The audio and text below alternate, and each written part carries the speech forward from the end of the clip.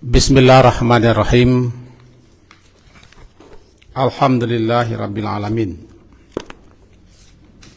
Wa bihi nasta'in ala umuri dunya waddin. Asyhadu an la ilaha illallah wa asyhadu anna Muhammadan abduhu wa rasuluh. Allahumma salli ala Muhammad wa ala ali Muhammad. Mari kita awali ta'lim kita dengan membaca Bismillahirrahmanirrahim. Masuk ke halaman yang 92.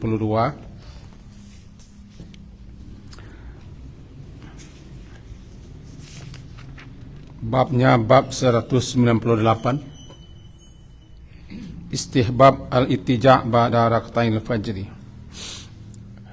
Disukai untuk berbaring atas rusuk yang kanan setelah mengerjakan 2 rakaat salat sunat fajar. Itu judul bab. Mari kita pelajari hadisnya dulu. An Aisyah radhiyallahu anha qalat, daripada Aisyah, semoga Allah meridainya, dia berkata, kana Nabi sallallahu alaihi wasallam, adalah Nabi sallallahu alaihi wasallam, idza shalla, apabila beliau salat rak'atayil fajri, 2 rakaat salat fajar, sunat fajar, ittaja'a ala shiqqihil ayman. Ittaja'a, beliau berbaring ala shiqqihi, pada pinggang atau rusuk sebelah kanan. Hadis riwayat Imam Bukhari. Hadis di bawahnya berbunyi wa anha, dan daripadanya juga, qalat, dia berkata, kana Nabi sallallahu alaihi wasallam yusalli fi ma baina ayyafruga min salatil isya ila al-fajri 11 rak'atan, yusallim baina kulli rak'ataini wa yutiru bi wahidah.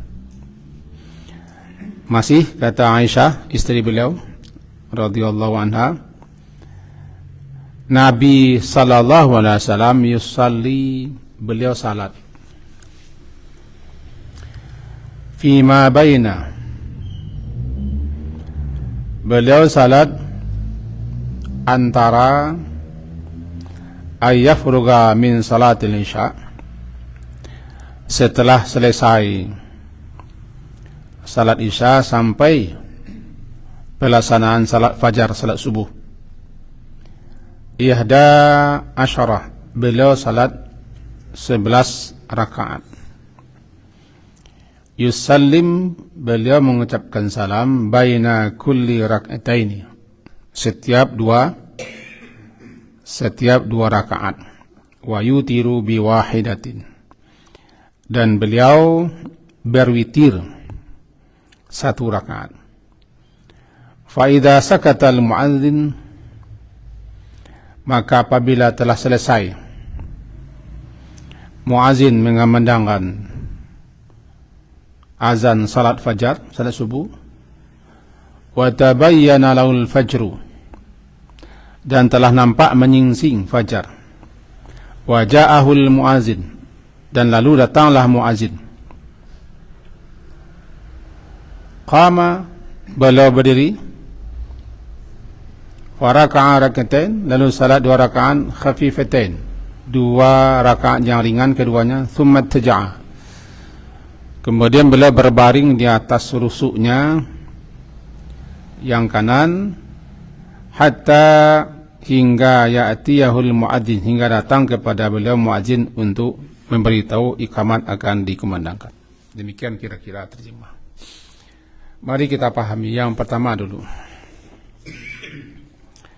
Kaji kita tempo hari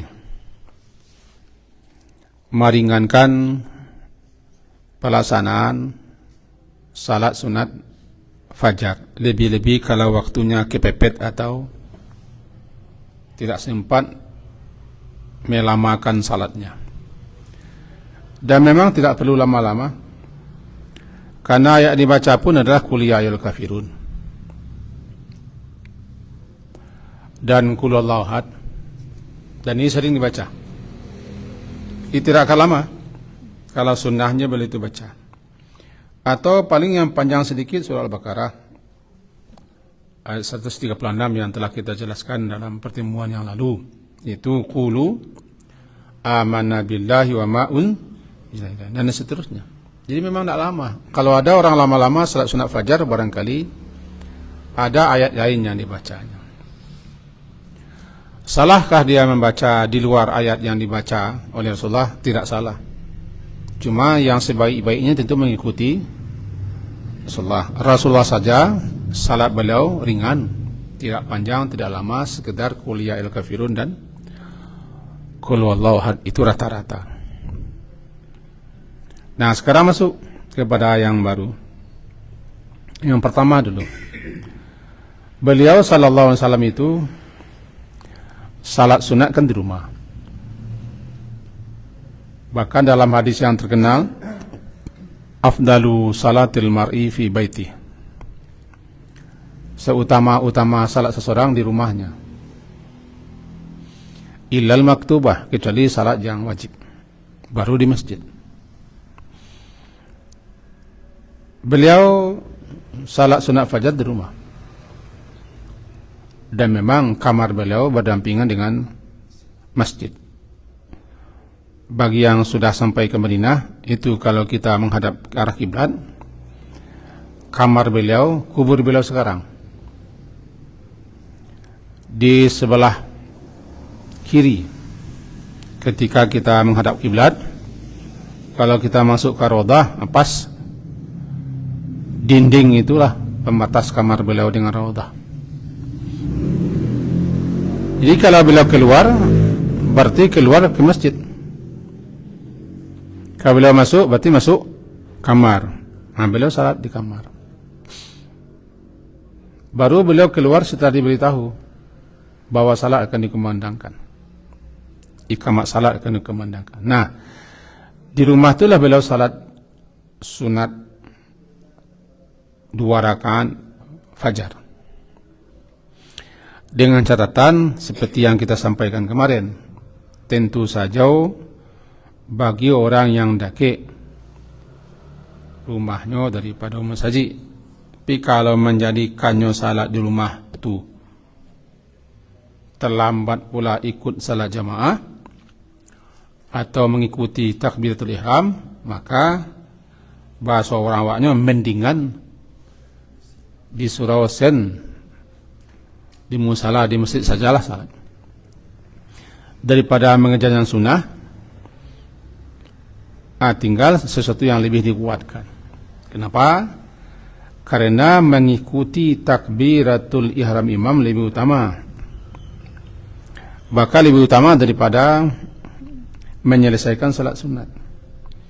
Kajinya bagi orang yang dekat-dekat rumahnya daripada masjid musala atau surau, maka disukai dia salat sunat di rumah untuk jatah rumah, sekaligus nawiru, nama cahayai rumahmu, catatannya itu.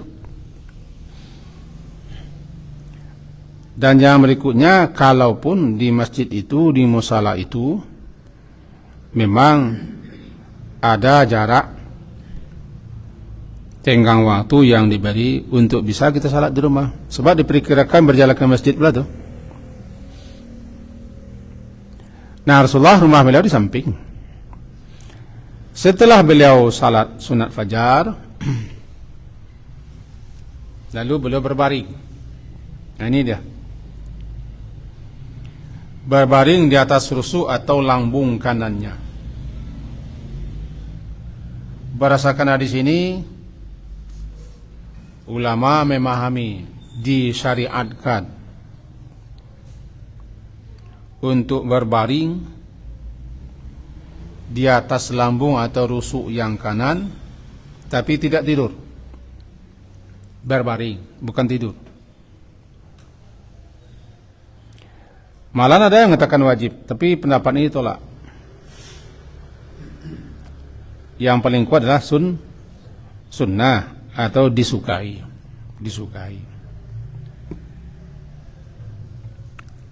Untuk berbaring itu. Timbul pertanyaan, kenapa sebelah kanan? Nabi kan suka sekali mendulukan yang kanan dalam segala hal, kecuali untuk hal-hal yang tidak pantas, yang tidak patut, baru kiri. Tidur malam hari pun kan beliau berbaring ke kanan dulu, lalu setelah tidur tuh terserahlah bagaimana baringnya. Mulai tidur ke kanan dulu.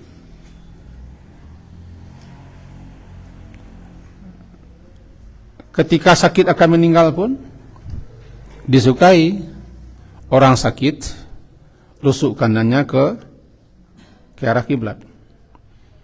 Bahkan ketika jenazah sudah terbaring pun juga disukai yang kanannya ke arah kiblat. Di sebagian orang kakinya diselonjorkan kiblat. Salahkah? Tidak salah. Cuman disukai yang kanan. Karena Fatimah dulu dalam riwayatnya, walaupun riwayat itu masih diperdebatkan kesahihannya, paling tidak ada pemahaman ulama seperti itu. Sakit-sakit berat, rusuk kanan. Ketika sudah terbujur, rusuk kanan ke arah kiblat. Walaupun tidak salah kaki yang diarahkan ke kiblat. Nah, ketika salat jenazah kan juga begitu. Kalau di belakang saya kiblat, kan kepala ke situ. Kepala arah kiri saya, berarti yang kanan mayit yang ke kiblat. Memasukkan ke lahat juga dikolengkan, dibaringkan dalam lahat, rusuk kanan di bawah. Begitulah Nabi. Beliau senang suka mendahulukan yang kanan-kanan. Kalau ada sepasang, beliau dulukan yang kanan. Ketika tidur berbaring-baring pun, selesai salat sunat fajar, maka menjelang iqamat dikumandangkan, beliau berbaring sejenak. Nanti ketemu di bawah, kalau Aisyah sudah terbangun, maka beliau bercakap-cakap dengan Aisyah, tidak berbaring. Tapi kalau Aisyah masih belum bangun, beliau berbaring sejenak kanan. Lalu muncul pertanyaan, apakah kalau kita salat di masjid juga berbaring? Pada dasarnya kan hadis ini umum, tidak menentukan tempat di mana kita salat sunat fajar. Setelah itu menjelang iqamat subuh dikumandangkan, ya berbaringlah, umum. Cuman tidak lazim dan tidak terbiasa. Dalam beberapa riwayat pun tidak dijumpai bahwa Rasulullah ada melakukan seperti itu, dan sahabat-sahabat pun tidak dijumpai melakukan seperti itu, tidur di masjid ke kanan. Kalau dilakukan bagaimana? Kok ibu ramai kok? Sudah salat sunat fajar, lalu semuanya mereng ke subuh, itu apa bayur? Mak ngaji, sudah langgar, saya ngaji si Anu ngaji, panjang ceritanya. Tapi hadisnya umum. Bolehkah berbaring di masjid, di musala, di surau ketika selesai salat sunat fajar? Tidak masalah. Kalau lagi tahan, masalah. Cuman jarang kita jumpai, dan riwayat-riwayat seperti pun jarang kita ketemu. Kalau berbaring juga silakan di rumah. Lalu kenapa berbaring? Dalam beberapa riwayat dikatakan beliau untuk istirahat.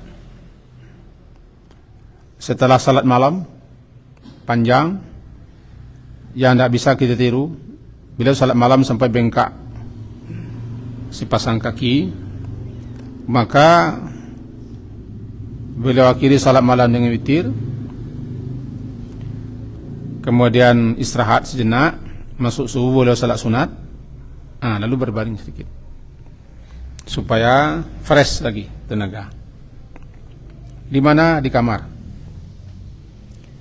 Lalu kita bagaimana? Kalau mau silakan di rumah. Cuman saya kurang yakin. Salat sunat saya di rumah sudah terlambat datang ke masjid. Salat sunat di rumah, setelah itu datang ke masjid. Jangan-jangan tiba masjid orang sudah takbir. Apalagi ditambah dengan berbaring. Lewat. Karena tak ada rasa. Tapi kalau ya dirusuk surau, tidak masalah. Apa hukumnya? Ibnu Hazm berpendapat wajib. Wajib. Cuman pendapat beliau itu dibantah oleh ulama-ulama ini. Tidak wajib. Ia dasar perintah wajib. Tapi akhirnya dari sekian banyak riwayat, karena Rasulullah juga tidak selalu berbaring, maka jatuhlah daripada hukum asal kepada sunnah, disunnahkan. Atau dalam istilah judulnya istihbab, disukai berbaring ringan, tidak tidur, berbaring saja. Kira-kira itu kesimpulan. Lalu hadis yang kedua, masih dari Aisyah. Dia berkata, Nabi sallallahu alaihi wasallam itu yusalli,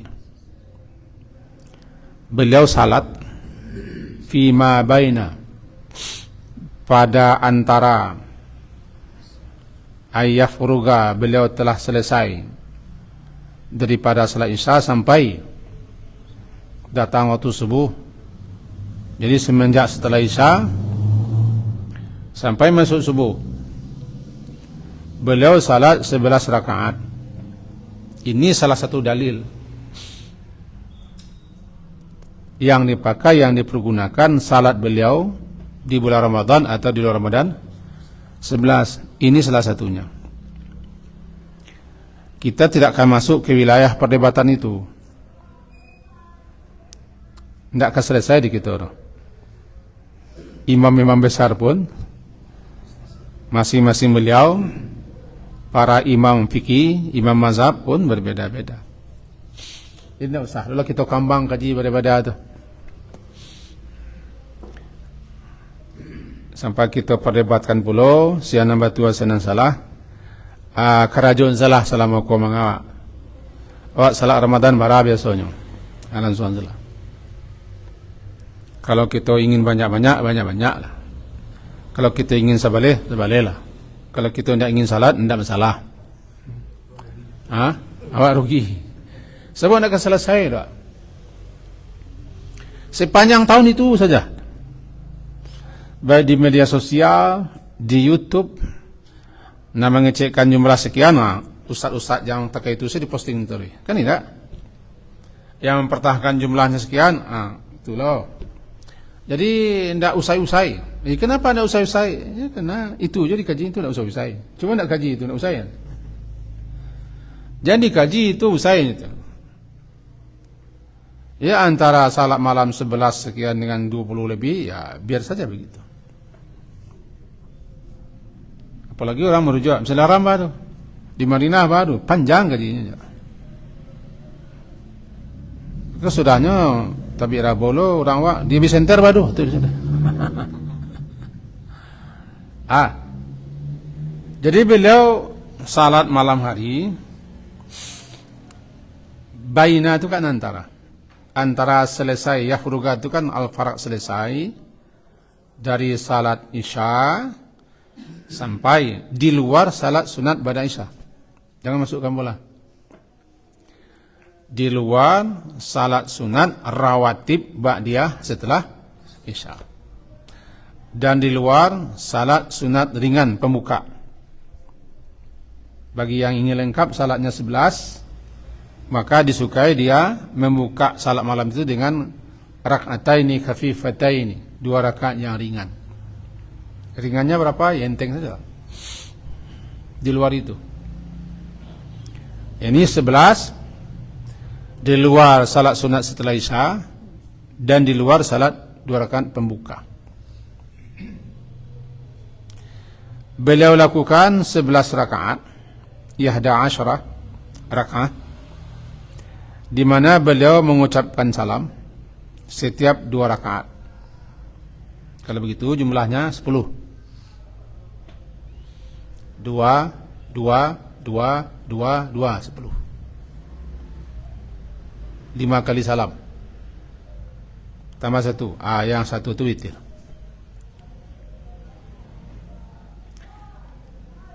Variasinya ada sekian variasi.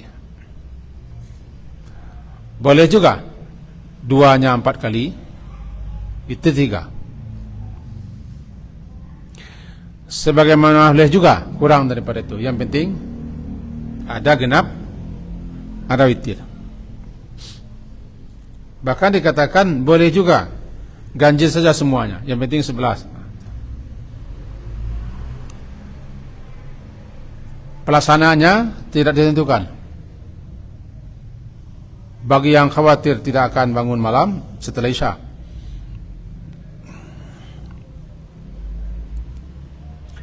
atau akan tidur, atau tengah malam, atau yang terbaik di ujung malam, sepertiga malam tinggal, saat Allah turun ke langit, dunia, sepertiga malam tinggal. Sehingga disampaikan dalam beberapa riwayat, Allah memanggil siapa, mana dia orang-orang yang ingin meminta-mintalah aku beri. Mana mereka-mereka yang ingin berdoa, doalah aku kabulkan. Mana yang minta ampun, aku ampuni. Itu salah satu hadisnya. Dalam lain bunyi laginya. Siapa yang berdoa di saat itu dikabulkan, siapa minta diberi, siapa minta ampun diampuni. Yang penting kapan waktunya? Sepertiga malam tinggal, setelah malam berlalu 2/3. Dengan begitu, salat yang dilakukan setelah salat Isya sampai subuh masuk, itu yang disebut dengan salatul lail. Salatul lail, salat malam. Dikerjakan dua-dua. Salatul lail, salat malam, dan salat siang, masna masna. Salatul laili wan nahari masna masna. Salat malam dan salat siang dua-dua. Itu pula ada yang memahami 4 rakaat sebelum zuhur itu dibagi 2, 2. Di samping ada juga yang memahami 4 langsung. Berarti siapa yang memakai 2-2, dia mengambil hadis umum. Siapa yang 4 langsung, dipakainya hadis khusus. Nanti kita bicarakan. Maka salat apapun yang kita lakukan di sepanjang malam, antara setelah salat sunat Isya sampai masuk subuh, namanya salatul lail. Apapun jenis salatnya. Lalu kita bangun malam. Kita isi malam-malam itu dengan ibadah, namanya qiyamul lail. Qiyam itu bangun berdiri tidak tidur. Qiyamul lail. Qiyamul lail itu antara lain salat. Tapi qiyamul lail bukannya salat. Zikir juga, berdoa bisa.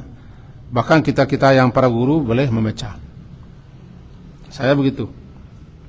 Kebiasaan saya bangunnya jam sekian, ya membaca. Baca, nulis, buat ringkasan.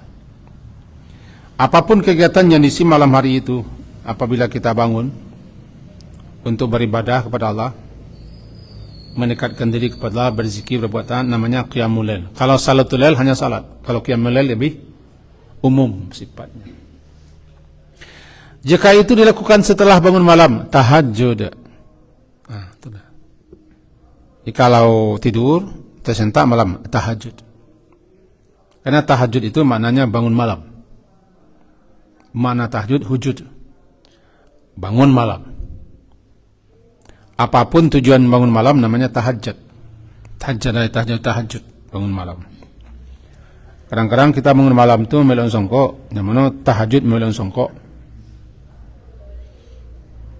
Atau lampu luar tidak mati lalu tersinta, terang lampu, tahajud memati lampu.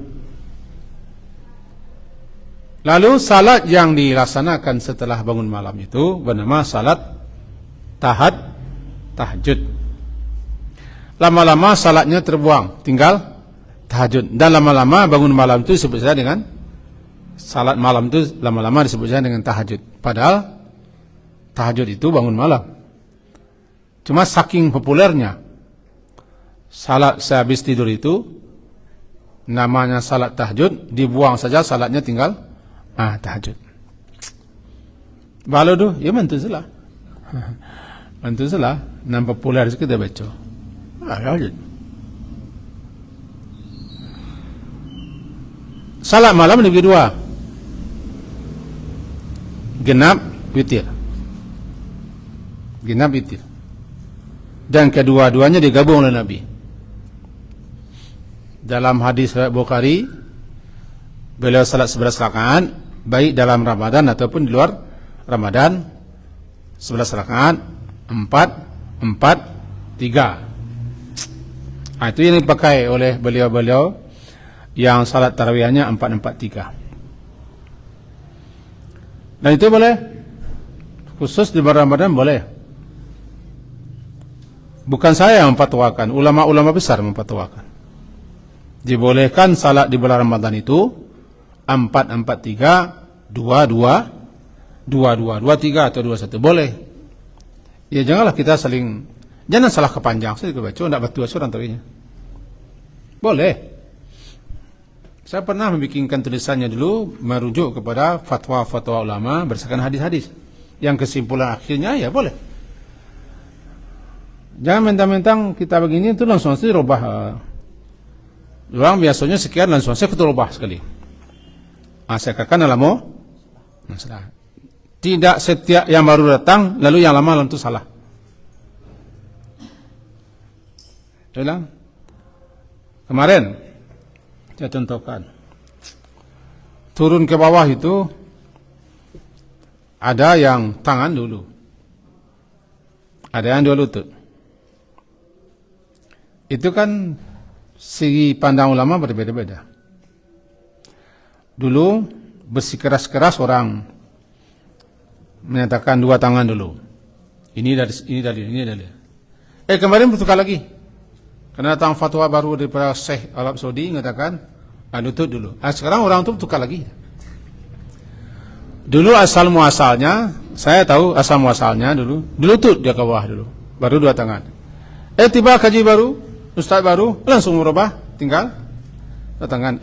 Kemarin keluar pula di medsos, ini kajian ulama Syekh, lutut dulu dirubah pula lagi. Jadi kan berubah-ubah. Jadi tidak selalu yang lama itu salah, dan tidak selalu yang baru datang itu benar. Kalau selama ini ada dalilnya, ada dasarnya, ada pegangnya, pegang aja itu. Setelah kita ketahui ada dalilnya, ada dasarnya. Sama dengan salat malam, salat di bulan Ramadan. Kalau selama ini kerjakan sekian, kalau benar, ya pertanyaan benar, kan dasar. Tidak harus ditukar. Ustaz-ustaz yang mengaji ke tempat itu jangan tukar pula orang. Ikuti saja. Karena kita mengaji, bukan merubah orang. Di sini berapa? Saya tidak akan tanya. Nanti marah ketua saya. Apakah sekian-sekian, sekian tidak?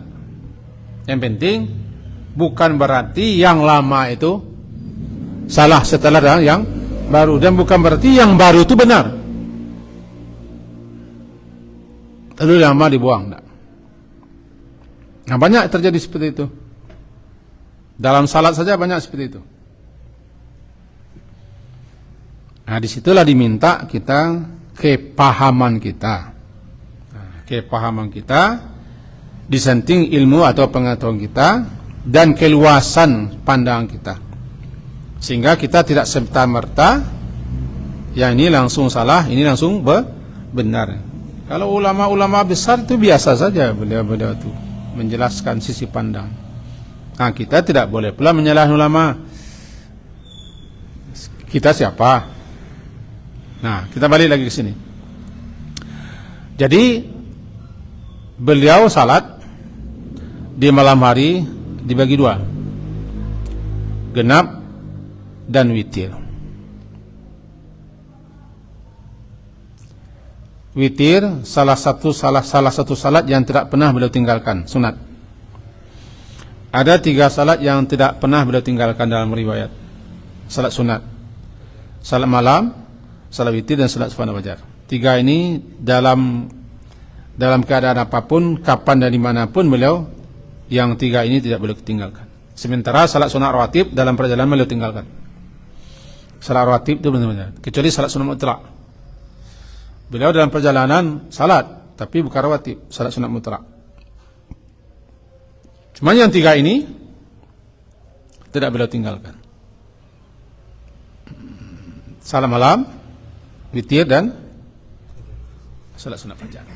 Nah, di sini dikatakan sepanjang setelah Isya sampai masuk subuh beliau salat 11.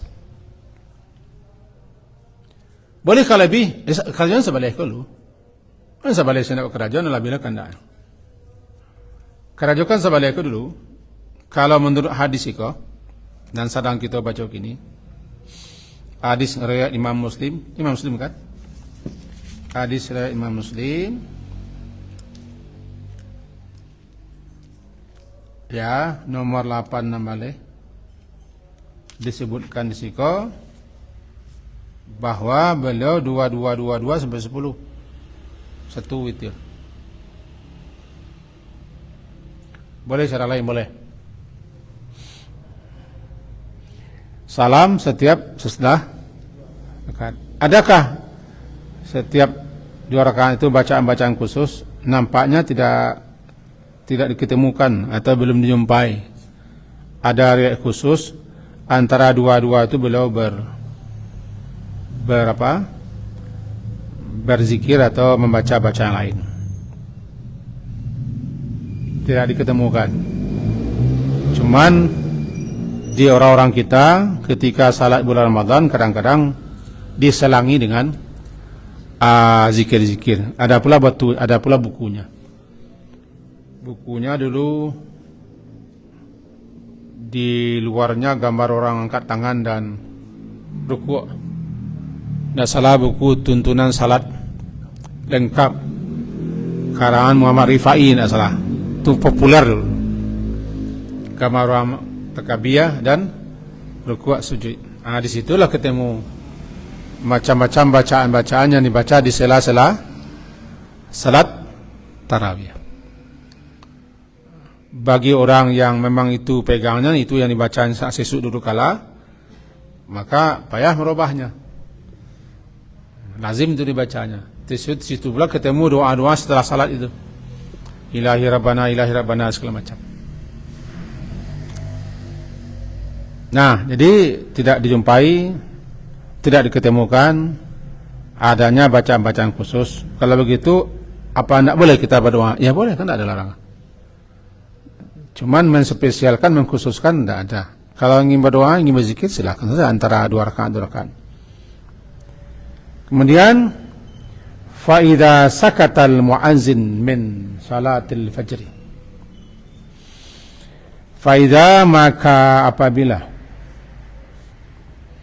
muazzin yang mengumandangkan azan subuh itu telah selesai sakata dan telah tabayyan, telah nampak pula fajar menyingsing, maka lalu datanglah muazzin memberitahu kepada beliau. Ini biasanya kalau belum juga beliau keluar dari kamar, datang muazzin mengasih tahu, Rasulullah, salat kita lagi. Baru beliau bangun dari pada berbaring. agak berbeda dengan kita. Kitanya siapa? Ya kita lah. Dan jadi ada imam kamat selalu.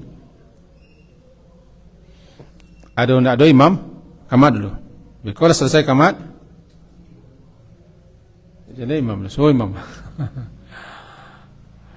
Kalau ini diberitahu ke Rasulullah dulu, atau beliau yang keluar kamar, kamat, atau diberitahu. Ini bagi masjid surau musala yang sudah ada imam tepatannya. Imam yang telah ditunjuk,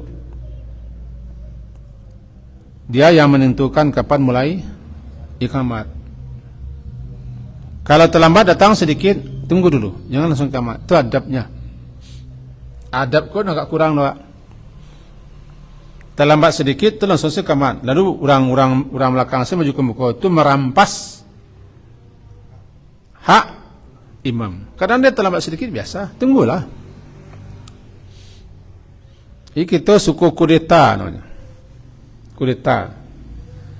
Lebih-lebih surau masjid yang ada di tepi jalan raya. Itu si anak datang itu menjadi imam. Si anak tiba, si anak ke muka, langsung imam. Nak nampak orang ke imam kamat tu langsung jadi imam. Kau nasib masjid yang ada di tepi jalan yang tidak ada ditunjuk imam khusus. Kalau sudah ada imam khusus, tidak boleh siapa pun jadi imam. Ada imam khusus yang telah ditetapkan ditunjuk dan memang dia pantas patut jadi imam. Tidak boleh siapapun jadi imam kecuali atas izinnya, karena ditunjuk. Datang guru besar, berapapun besarnya guru itu, kalau datang dia tetap menghormati imam. Saudara, tanya saja, apakah buya waktu datang ke Makkah hanya jadi imam? Langsung saya nyelonong ke muka, tidak nampak adanya Pak Sudes ya. Kemat, langsung saya ke muka, kan tidak. Kenapa?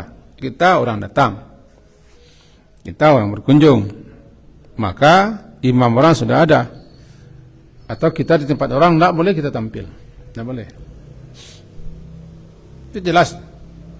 Jadi kalau sudah ada imam orang tepatan, imam resmi yang tunjuk, tidak boleh orang lain jadi imam. Termasuk pengurus tidak boleh ada mengecekan. Pak imam pak, ayo kau disuruh imam ke belakang, tidak dohanya itu.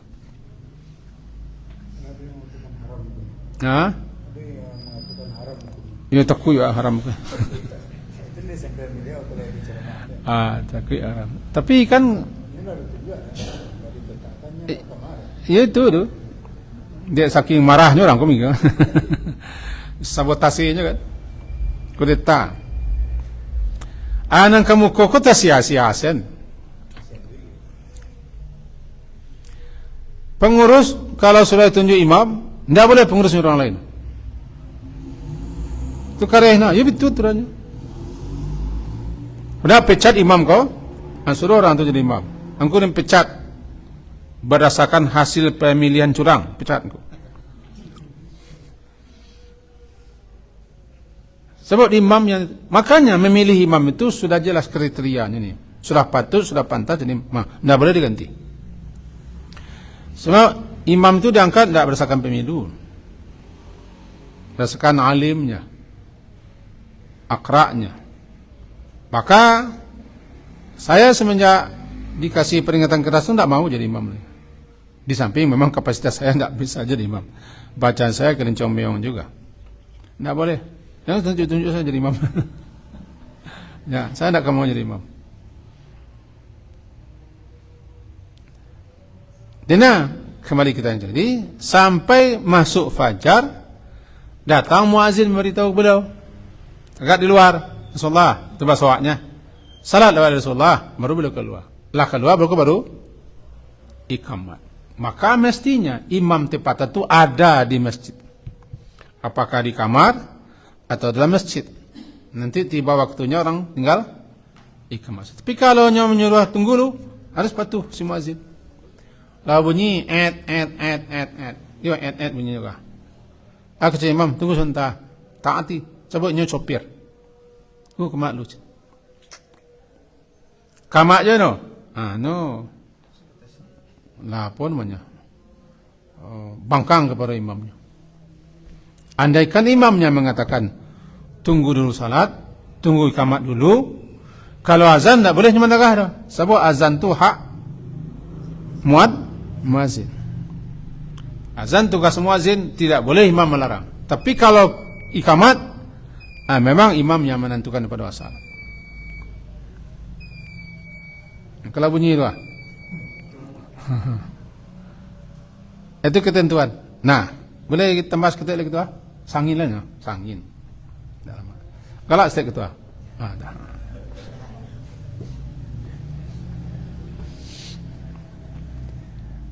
Lalu beliau setelah salat sunat fajar 2 rakaat yang ringan, dengan catatan di waktu subuh di nama Rasulullah muazzinnya 2 orang, berbeda kedua-dua orangnya.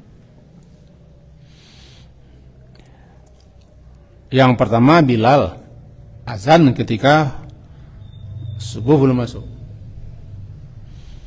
subuh.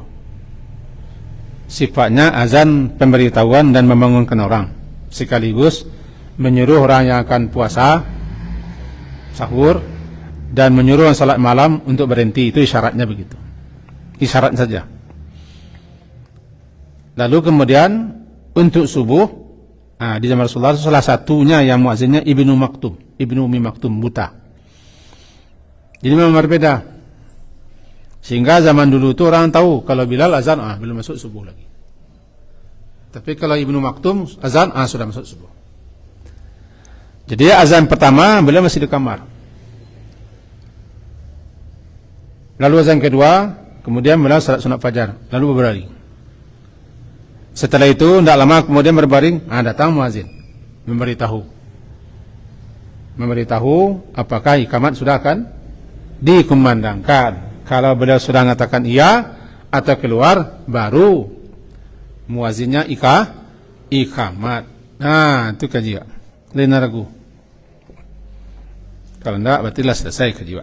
Ini tentang salat sunat fajar dianggaplah selesai. Kecuali nanti tercici tentang qada, mengqada salat sunat fajar. Nantilah, datanglah kalau waktu-waktu kita sampaikan dalam pertemuan berikutnya. Sekian, diakhiri dengan subhanakallahumma bihamdika asyhadu an la ilaha illa anta astaghfiruka wa atubu ilaik. Wa sallallahu ala Muhammadin wa ala alihi wa ashabihi ajma'in. Alhamdulillah. Assalamualaikum warahmatullahi wabarakatuh.